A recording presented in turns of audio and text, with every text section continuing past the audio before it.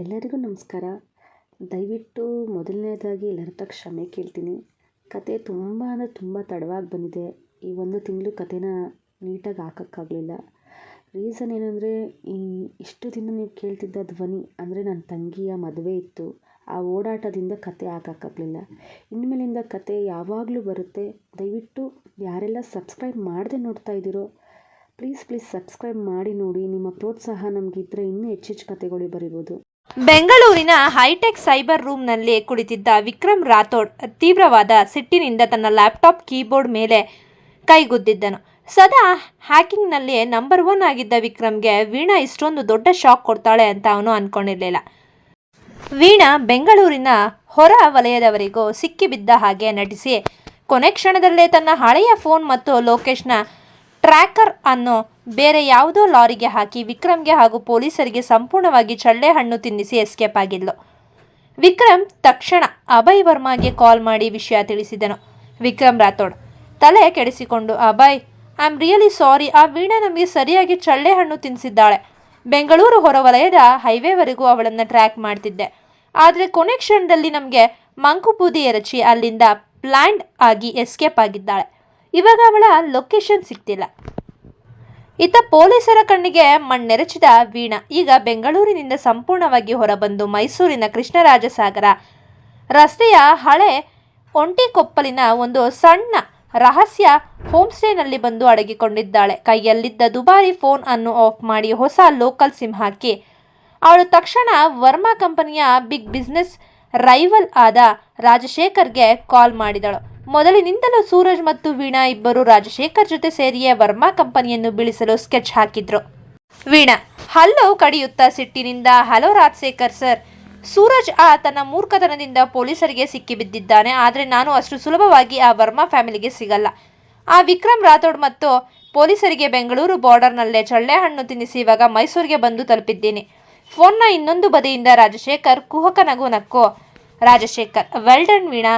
ಸೂರಜ್ ಸಿಕ್ಕಿಬಿದ್ರು ವರ್ಮಾ ಕಂಪನಿಯ account secret ಇರೋ ಆ ಮೇನ್ ಡೇಟಾ ಬ್ಯಾಕಪ್ ನಿನ್ನ ಹತ್ತಿರ ಸೇಫ್ ಆಗಿದೆ ತಾನೆ? ವೀಣಾ, ಹೌದು ಸರ್, ನನ್ನ ಹತ್ರ ವರ್ಮಾ ಕಂಪನಿಯ ಇಂಪಾರ್ಟೆಂಟ್ ಅಕೌಂಟ್ಸ್ ಬ್ಯಾಕಪ್ ಇನ್ನೂ ಇದೆ.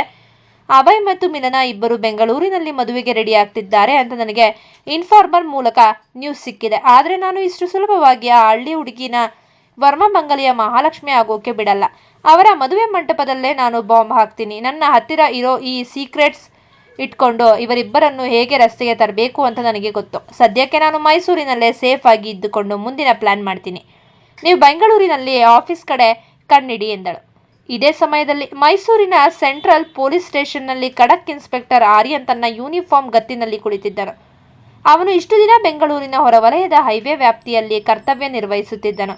ಆ ಅಪಘಾತ ನಡೆದಿದ್ದು, ಆ ಮುಗ್ಧ ಹುಡುಗಿ ತನ್ನ ಪ್ರಾಣ ಉಳಿಸಿದ್ದು ಎಲ್ಲವೂ ಅದೇ ಬೆಂಗಳೂರಿನ ಹೊರವಲಯದಲ್ಲೇ.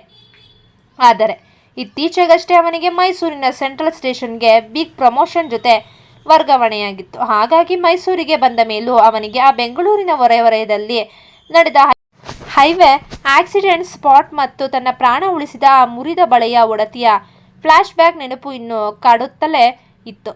ಆರ್ಯನ್ ತನ್ನ ಟೇಬಲ್ ಮೇಲೆ ಆ ಮುರಿದ ಬಳೆಯನ್ನು ಇಟ್ಟುಕೊಂಡು ಯೋಚಿಸುತ್ತಿದ್ದಾಗ ಬೆಂಗಳೂರಿನ ಸೈಬರ್ ಕ್ರೈಮ್ ವಿಭಾಗದಿಂದ ವೀಣಾಳ ಹಳೆ ಕ್ರಿಮಿನಲ್ ರೆಕಾರ್ಡ್ಸ್ ಮತ್ತು ಫೋಟೋ ಮೈಸೂರು ಸ್ಟೇಷನ್ನ ಆಫಿಷಿಯಲ್ ಮೇಲ್ಗೆ ಬಂತು. ವೀಣಾ ಬೆಂಗಳೂರಿನ ಹೊರವಲಯದಲ್ಲಿ ಪೊಲೀಸರಿಗೆ ಚಳ್ಳೆ ಹಣ್ಣು ತಿನ್ನಿಸಿ ಈಗ ಮೈಸೂರಿನ ಬಾರ್ಡರ್ ದಾಟಿದ್ದಾಳೆ ಎಂಬ ಸಣ್ಣ ಸುಳಿವು ಸೈಬರ್ ಟೀಮ್ಗೆ ಸಿಕ್ಕಿತ್ತು. ಆರ್ಯನ ಫೈಲ್ ಓಪನ್ ಮಾಡಿ ವೀಣಾಳ ಫೋಟೋ ನೋಡಿದನು. ಬೆಂಗಳೂರಿನ ಹೊರವಲಯದಲ್ಲೇ ಇದ್ದಾಗಲೂ ಈ ವೀಣಾಳ ಕೆಲವು ಕಳ್ಳಾಟಗಳ ಬಗ್ಗೆ ಆರ್ಯನ್ಗೆ ಮಾಹಿತಿ ಇತ್ತು. ಈಗ ಅವಳು ತನ್ನದೇ ಸಿಟಿಗೆ ಬಂದಿದ್ದಾಳೆ ಎಂದು ತಿಳಿಯುತ್ತಿದ್ದಂತೆ ಅವನ ಕಣ್ಣುಗಳು ತೀಕ್ಷ್ಣವಾದವು. ಆರ್ಯನ್ ತನ್ನ ಲಾಠಿ ತಿರುಗಿಸುತ್ತಾ ಎದುರಿಗಿದ್ದ ಕಾನ್ಸ್ಟೇಬಲ್ಗೆ, ನೋಡಿ, ನಾನು ಬೆಂಗಳೂರು ಹೊರವಲಯದಲ್ಲಿದ್ದಾಗ ಇವಳು ಅಲ್ಲಿ ದೊಡ್ಡ ಸ್ಕ್ಯಾಮ್ ಮಾಡೋಕೆ ನೋಡ್ತಿದ್ಲು. ಇವಾಗ ಅಲ್ಲಿಂದ ಎಸ್ಕೇಪ್ ಆಗಿ ನನ್ನದೇ ಮೈಸೂರು ಸಿಟಿಗೆ ಬಂದಿದ್ದಾಳೆ ಅನ್ನೋ ಇನ್ಫಾರ್ಮೇಶನ್ ಇದೆ. ಅವಳ ಹೆಸರು ವೀಣಾ. ಮೈಸೂರಿನ ಪ್ರತಿಯೊಂದು ಹೋಮ್ ಸ್ಟೇ, ರೆಸಾರ್ಟ್ ಮತ್ತು ಹೋಟೆಲ್ಗಳ ಲಿಸ್ಟ್ ತಕ್ಷಣ ನನ್ನ ಟೇಬಲ್ ಮೇಲೆ ಇರಬೇಕು. ನಾನು ಚಾರ್ಜ್ ತಗೊಂಡಿರೋ ಈ ಸಿಟಿಯಲ್ಲಿ ಯಾವೊಬ್ಬ ಅಪರಾಧಿನೂ ನೆಮ್ಮದಿಯಾಗಿ ಅಡಗಿರೋಕೆ ನಾನು ಬಿಡಲ್ಲ ಎಂದು ಖಡಕ್ ಆಗಿ ಆರ್ಡರ್ ಮಾಡಿದನು.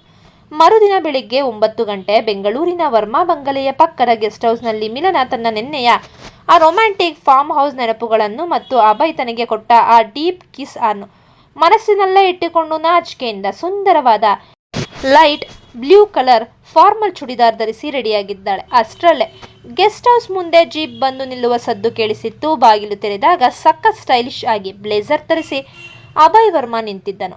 ಅವನು ಮಿಲನಾಳನ್ನು ನೋಡಿ ಪ್ರೀತಿಯಿಂದ ಮುಗುಳ್ನಕ್ಕನು. ಅಭಯ್, ಹಲೋ ಮಿಸ್ ಮಿಲನ, ಮದುವೆ ಕನಸು ಕಾಣುವುದು ಸಾಕು. ನಿನ್ನ ಗೋವಾಲಿ ಸಿಕ್ಕ ಆ ಬಿಗ್ ಇಂಟರ್ನ್ಯಾಷನಲ್ ಪ್ರಾಜೆಕ್ಟ್ನ ಲೀಗಲ್ ಡಾಕ್ಯುಮೆಂಟ್ಸ್ ಇವತ್ತು ಆಫೀಸ್ನಲ್ಲಿ ಸೈನ್ ಮಾಡಬೇಕಾಗಿದೆ. ಸೊ ಇವತ್ತು ನನ್ನೊಟ್ಟಿಗೆ ಆಫೀಸ್ಗೆ ಬರ್ತಿದ್ದೀರಾ ತಾನೇ? ಮಿಲನ ನಾಚಿಕೆಯಿಂದ ನಗುತ್ತಾ ಕೈಯಲ್ಲಿದ್ದ ಫೈಲ್ಸ್ ತೆಗೆದುಕೊಂಡು, ಖಂಡಿತ ಅಭಯ್, ಕೆಲಸದ ವಿಷಯದಲ್ಲಿ ನಾನು ಯಾವತ್ತೂ ಹಿಂದೆ ಬೀಳಲ್ಲ, ನಡೀರಿ ಹೋಗೋಣ. ಅಭಯ್ ಮತ್ತು ಮಿಲನ ಇಬ್ಬರು ಒಟ್ಟಿಗೆ ಆಫೀಸ್ ಕೆಲಸಕ್ಕೆ ಹೊರಟರು. ಇತ್ತ ಬೆಂಗಳೂರಿನಲ್ಲಿ ಅಭಯ್ ಮಿಲನ ಆಫೀಸ್ನಲ್ಲಿ ಬ್ಯುಸಿಯಾಗಿದ್ದಾರೆ.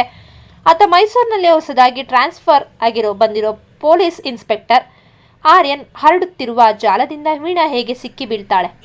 ತನ್ನ ಸಣ್ಣ ಹಂಚಿನ ಮನೆಯ ಜಗಲಿಯ ಮೇಲೆ ಮಿಲನಾಳ ತಾಯಿ ಶಾರದಮ್ಮ ಕುಳಿತುಕೊಂಡು ಮಗಳ ಯೋಚನೆಯಲ್ಲೇ ಮೌನವಾಗಿದ್ದರು. ಮಗಳು ಬೆಂಗಳೂರಿಗೆ ಕೆಲಸಕ್ಕೆ ಹೋಗಿ ಇಷ್ಟು ದಿನವಾದರೂ ಅಲ್ಲಿ ಏನಾಗ್ತಿದೆ, ಅವಳ ಭವಿಷ್ಯ ಹೇಗಿದೆ ಎಂಬ ಚಿಂತೆ ತಾಯಿಗೆ ಇದ್ದೇ ಇತ್ತು. ಇನ್ನು ಬೆಂಗಳೂರಿನ ವರ್ಮಾ ಕುಟುಂಬದಿಂದ ಮದುವೆಯ ಯಾವುದೇ ಮಾತುಕತೆ ಅಥವಾ ಫೋನ್ ಕರೆ ಇವರ ಮನೆಗೆ ಬಂದಿರುವುದಿಲ್ಲ. ಆದರೆ ಈ ಮೌನಕ್ಕೆ ಬೆಂಕಿ ಹಚ್ಚಲು ವೀಣಾ ಮೈಸೂರಿನಲ್ಲಿ ಕುಳಿತೆ ಮಾಸ್ಟರ್ ಪ್ಲಾನ್ ಮಾಡಿದ್ಲು. ವೀಣಾಳ ನಂಬಿಕಸ್ಥ ಆಳೊಬ್ಬ ಹಳ್ಳಿಯ ಶಾರದಮ್ಮನ ಮನೆ ಮುಂದೆ ಬಂದು ನಿಂತುಕೊಂಡನು. ವೀಣಾಳ ಆಳು, ನಮಸ್ಕಾರ ಶಾರದಮ್ಮ, ನಾನು ಬೆಂಗಳೂರಿನ ವರ್ಮಾ ಆಫೀಸ್ನಿಂದ ಬಂದಿದ್ದೀನಿ. ನಿಮ್ಮ ಮಗಳು ಮಿಲನ ಅಲ್ಲಿ ದೊಡ್ಡ ಸಾಹೇಬರ ಜೊತೆ ಸೇರಿ ಏನು ಮಾಡ್ತಿದ್ದಾಳೆ ಅಂತ ನಿಮಗೆ ಗೊತ್ತಾ? ಕಣ್ಣು ಮುಚ್ಕೊಂಡು ಮಗಳನ್ನ ಬೆಂಗಳೂರಿಗೆ ಕಳಿಸಿದ್ದೀರಲ್ಲ, ಒಮ್ಮೆ ಈ ವಿಡಿಯೋ ನೋಡಿ ನಿಮ್ಮ ಮಗಳ ಅಸಲಿ ಕ್ಯಾರೆಕ್ಟರ್ ಏನೆಂದು ನಿಮಗೆ ಅರ್ಥ ಆಗುತ್ತೆ ಎನ್ನುತ್ತಾ ತನ್ನ ಮೊಬೈಲ್ ಅನ್ನು ಶಾರದಮ್ಮನ ಕೈಗಿಟ್ಟನು. ಶಾರದಮ್ಮ ಆತಂಕದಿಂದ ಮೊಬೈಲ್ ಸ್ಕ್ರೀನ್ ಕಡೆ ನೋಡಿದರು. ಅದರಲ್ಲಿ ನಿನ್ನೆ ರಾತ್ರಿ ಫಾರ್ಮ್ ಹೌಸ್ನ ಮಂದ ಬೆಳಕಿನಲ್ಲಿ ಅಭಯ್ ವರ್ಮಾ ಮತ್ತು ಮಿಲನ ಇಬ್ಬರು ಪರಸ್ಪರ ಕಣ್ಣು ಮುಚ್ಚಿ ಅತ್ಯಂತ ತೀವ್ರವಾಗಿ ಆಳವಾಗಿ ತುಟಿಗೆ ತುಟಿ ಇಟ್ಟು ಮುತ್ತಿಕ್ಕುತ್ತಿದ್ದ ಆ ರೊಮ್ಯಾಂಟಿಕ್ ಖಾಸಗಿ ದೃಶ್ಯ ಮಾತ್ರ ಅತ್ಯಂತ ಸ್ಪಷ್ಟವಾಗಿ ಪ್ಲೇ ಆಗ್ತಿತ್ತು. ಬೇರೆ ಯಾವುದೇ ಪ್ರಪೋಸಲ್ನ ಮಾತುಗಳು ಅದರಲ್ಲಿ ಇರಲಿಲ್ಲ. ಆ ದೃಶ್ಯವನ್ನು ಕಂಡಿದ್ದೇ ತಡ ಹಳ್ಳಿಯ ಕಟ್ಟುನಿಟ್ಟಾದ ಸಂಪ್ರದಾಯದಲ್ಲಿ ಬೆಳೆದ ಶಾರದಮ್ಮನ ತಲೆ ಒಮ್ಮೆಗೆ ಗಿರ್ರಿ ಎಂದು ತಿರುಗಿತ್ತು. ಕೈಯಲ್ಲಿದ್ದ ಮೊಬೈಲ್ ಕೆಳಗೆ ಬಿದ್ದದ್ದು ಆಘಾತವಾಗಿತ್ತು. ಶಾರದಮ್ಮ ಎದೆ ಮೇಲೆ ಕೈ ಇಟ್ಕೊಂಡು ಕಣ್ಣೀರು ಧಾರಾಕಾರವಾಗಿ ಹರಿಯುತ್ತಾ, ಥೂ ಮಿಲನ, ನನ್ನ ಹೊಟ್ಟೆಯಲ್ಲಿ ಹುಟ್ಟಿ ಇಂತಹ ಕೆಲಸ ಮಾಡ್ತಾ ಇದೀಯಾ? ಇಡೀ ಊರಿನ ಎದುರು ತಲೆ ಎತ್ತಿ ಬದುಕುತ್ತಿದ್ದ ಶಾರದಮ್ಮನ ಮರ್ಯಾದೆಯನ್ನು ಹೀಗೆ ಹರಾಜು ಆಗ್ತಿದ್ದೀಯಾ? ಮದುವೆ ಅನ್ನೋ ಇನ್ನೂ ನಿಶ್ಚಯನೇ ಆಗಿಲ್ಲ, ಆದರೆ ಮುಂಚೆನೇ ಒಬ್ಬ ಪುರುಷನ ಜೊತೆ ಇಷ್ಟೊಂದು ಕೀಳು ಮಟ್ಟಕ್ಕೆ ಇಳಿಯೋದಾ ಎಂದು ಜೋರಾಗಿ ಬಿಕ್ಕಿ ಬಿಕ್ಕಿ ಅಳಲು ಶುರು ಮಾಡಿದ್ರು. ಅವಳ ಅಳುವಿನ ಸದ್ದು ಕೇಳಿ ಅಕ್ಕಪಕ್ಕದ ಮನೆಯ ಕೆಲವು ಹೆಂಗಸರು ಓಡಿ ಬಂದ್ರು. ವೀಣಾಳ ಆಳು ಅಷ್ಟರಲ್ಲೇ ಅಲ್ಲಿಂದ ಯಾರಿಗೂ ಸಿಗದಂತೆ ತಕ್ಷಣ ಜಾಗ ಖಾಲಿ ಮಾಡಿದ್ದನು.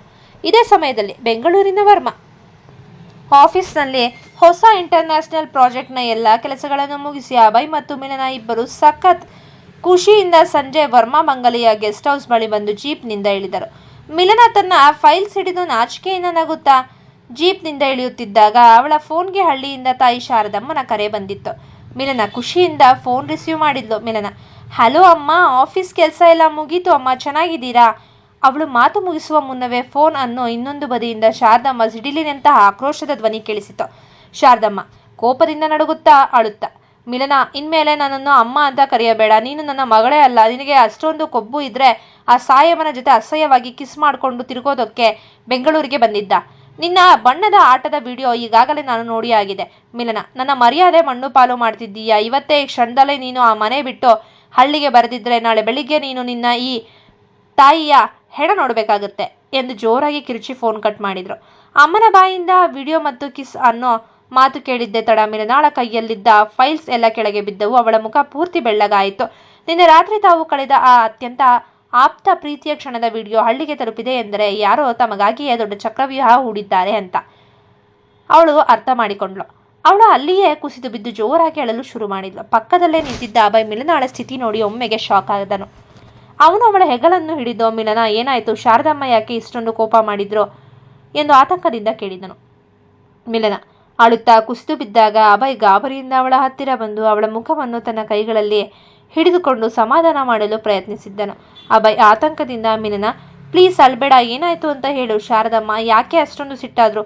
ಮಿಲನ ಬಿಕ್ಕಿ ಬಿಕ್ಕಿ ಅಳುತ್ತಾ ತನ್ನ ತಾಯಿ ಹೇಳಿದ ಅಷ್ಟು ಮಾತುಗಳನ್ನು ಹೇಳಿದ್ಲು.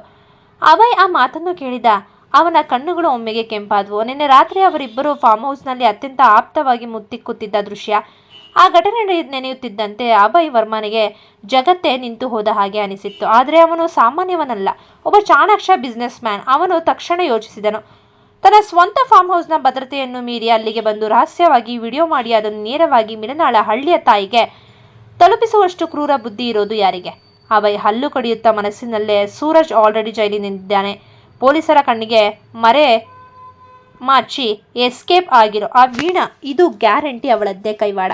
ನನ್ನ ಪ್ರೀತಿಯನ್ನು ಮುಗಿಸೋಕೆ ಅವಳು ಹಳ್ಳಿಯ ಶಾರದಮ್ಮನನ್ನೇ ದಾಳವಾಗಿ ಬಳಸಿಕೊಂಡಿದ್ದಾಳೆ. ಅಭಯ್ ವರ್ಮನ ಮುಖದಲ್ಲಿ ಸಾಕ್ಷಾತ್ ರುದ್ರನ ಅವತಾರ ಮೂಡಿ ಬಂದಿತ್ತು. ಅವನ ಇಡೀ ಶರೀರ ಕೋಪದಿಂದ ನಡುಗುತ್ತಿತ್ತು. ತನ್ನ ಹುಡುಗಿಯ ಕಣ್ಣಲ್ಲಿ ಕಣ್ಣೀರು ತರಿಸಿದ ಆ ಶತ್ರುವನ್ನು ಜೀವಂತವಾಗಿ ಬಿಡಬಾರ್ದು ಎಂಬ ಸಿಟ್ಟು ಅವನ ನೆತ್ತಿಗೇರಿತ್ತು. ಅಭಯ್ ಜೋರಾಗಿ ಅಳುತ್ತಿದ್ದ ಮಿಲನಾಳ ಹೆಗಲನ್ನು ಬಿಗಿಯಾಗಿ ಹಿಡಿದು ಎಬ್ಬಿಸಿ ನೇರವಾಗಿ ಅವಳ ಕಣ್ಣುಗಳನ್ನು ನೋಡಿದನು. ಅಭಯ್ ಖಡಕ್ ಧ್ವನಿಯಲ್ಲಿ, ಮಿಲನ ಕಣ್ಣೀರು ಒರೆಸು, ನೀನು ಯಾವುದೇ ತಪ್ಪು ಮಾಡಿಲ್ಲ. ಶಾರದಮ್ಮನಿಗೆ ಪರಿಸ್ಥಿತಿ ಗೊತ್ತಿಲ್ಲದೆ ಹಾಗೆ ಮಾತನಾಡಿದ್ದಾರೆ. ನೀನು ಇವತ್ತೇ ಹಳ್ಳಿಗೆ ಹೋಗ್ತೀಯಾ? ಆದರೆ ಒಬ್ಳೇ ಅಲ್ಲ, ನಾನು ನಿನ್ನ ಜೊತೆ ಬರ್ತೀನಿ. ಶಾರದಮ್ಮನ ಎದುರು ನಿಂತೋ ನಿನ್ನ ಕೈ ಹಿಡಿದೋ ಇವಳು ನನ್ನ ಹೆಂಡತಿ ಅಂತ ಅಧಿಕೃತವಾಗಿ ಒಪ್ಪಿಕೊಳ್ಳೋ ಜವಾಬ್ದಾರಿ ನಂದು. ಆದರೆ ಈ ವಿಡಿಯೋ ಮಾಡಿ ನಮ್ಮ ಲೈಫ್ ಜೊತೆ ಆಟ ಆಡಿದ ಆ ವೀಣಾನ ನಾನು ಸುಮ್ಮನೆ ಬಿಡಲ್ಲ. ಅಭಯ್ ತಕ್ಷಣ ತನ್ನ ಫೋನ್ ತೆಗೆದು ಮೈಸೂರಿನಲ್ಲಿದ್ದ ಇನ್ಸ್ಪೆಕ್ಟರ್ ಆರ್ಯನ್ ನಂಬರ್ಗೆ ಕಾಲ್ ಮಾಡಿದನು. ಅಭಯ್ ವರ್ಮನಿಗೆ ಮೈಸೂರಿನ ಹೊಸ ಆಫೀಸರ್ ಆರ್ಯನ್ ಬಗ್ಗೆ ವಿಕ್ರಮ್ ಮೂಲಕ ಮೊದಲೇ ಮಾಹಿತಿ ಇತ್ತು.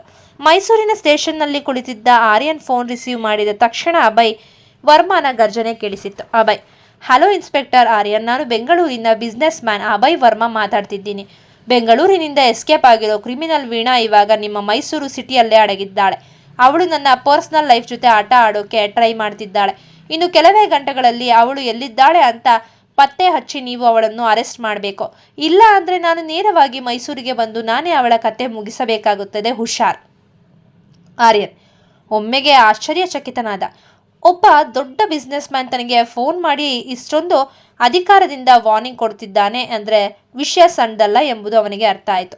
ಆರ್ಯನ್ ತನ್ನ ಲಾಠಿ ಮೇಜಿನ ಮೇಲೆ ಬಡಿಯುತ್ತಾ ರಗಡಾಗಿ, ಮಿಸ್ಟರ್ ಅಭಯ್ ವರ್ಮಾ, ಆರ್ಯನ್ ಇರೋ ಜಾಗದಲ್ಲಿ ಕ್ರಿಮಿನಲ್ಗಳಿಗೆ ಜಾಗ ಇಲ್ಲ. ಆ ವೀಣಾ ಎಲ್ಲಿದ್ದಾಳೆ ಅಂತ ಇಷ್ಟರಲ್ಲೇ ನಾನು ಪತ್ತೆ ಹಚ್ಚಿ ಒಳಗಡೆ ಹಾಕ್ತೀನಿ. ನೀವು ಮೈಸೂರಿಗೆ ಕಾನೂನು ಕೈ ತಗೋಬೇಡಿ, ಬರೋ ಅಗತ್ಯನೂ ಇಲ್ಲ ಎಂದು ಫೋನ್ ಕಟ್ ಮಾಡಿದನು. ಅಭಯ್ ಫೋನ್ ಇಟ್ಟು ಮಿಲನ ಕಡೆ ತಿರುಗಿದನು. ಮಿಲನ, ಗಾಡಿ ಹತ್ತು, ಇವತ್ತೇ ನಾವು ನಿಮ್ಮ ಹಳ್ಳಿಗೆ ಹೋಗಿ ಶಾರದಮ್ಮನ ಎದುರು ಸತ್ಯ ಹೇಳ್ತೀವಿ ಎಂದು ಜೀಪ್ ಸ್ಟಾರ್ಟ್ ಮಾಡಿದನು. ಇತ್ತ ಮೈಸೂರಿನಲ್ಲಿ ಆರ್ಯನ್ ವೀಣಾಳನ್ನು ಹಿಡಿಯಲು ತನ್ನ ಇಡೀ ಫೋರ್ಸ್ ಜೊತೆ ರೇಡ್ಗೆ ಹೊರಟಿದ್ದನು.